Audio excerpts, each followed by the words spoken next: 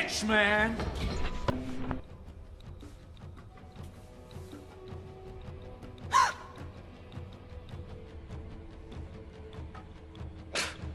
What's up, guys? On this episode of On the Set for October Horrorfest, I'm checking out Devil Inside.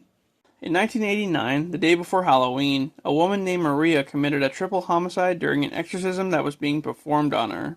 Ever since then, she's been in a psychiatric hospital in Rome. Maria's daughter, Isabella, has been estranged from her mother and finds out about it through her father, who then ends up dying a few days after telling her about it. 20 years later, Isabella is making a documentary on exorcisms with her friend Michael. She wants to find out more about what happened to her mom, and they travel to Rome to finally meet with her. Once they get there, they meet two priests, Ben and David. When Isabella goes to talk with her mom, Maria starts randomly speaking in different languages and proceeds to shit herself. She also has a bunch of crosses carved into her skin, and one on the bottom of her lip.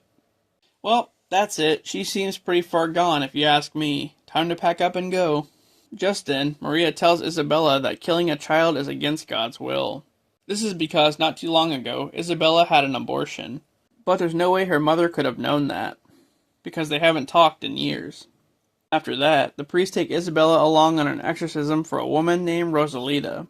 For whatever reason, Rosalita knows Isabella's name, and then she suddenly attacks the group. Later on, when they try another exorcism on Maria, she mocks Ben and tries to possess David and Isabella with demons. But it doesn't work. Or does it? They go to a church and report what they've seen, determining that Maria has 4 different demons inside of her. As this is going on, things take a turn for the worse. David starts to act pretty strange. He's performing a baptism on a baby and starts to drown it, but he ends up passing out. After that, they find David covered in blood and the police show up, but he takes one of their guns and shoots himself in the head. Just then, Isabella starts to have a seizure. Ben and Michael take Isabella to the hospital, but once there, she slashes the nurse's throat. As it turns out, yep, her and David are possessed. Who would have thought? So they throw Isabella in a car and decide to go get help to perform an exorcism on her. But on the way, she strangles Michael and passes a demon into him. He takes his seatbelt off and floors the car into oncoming traffic. The end.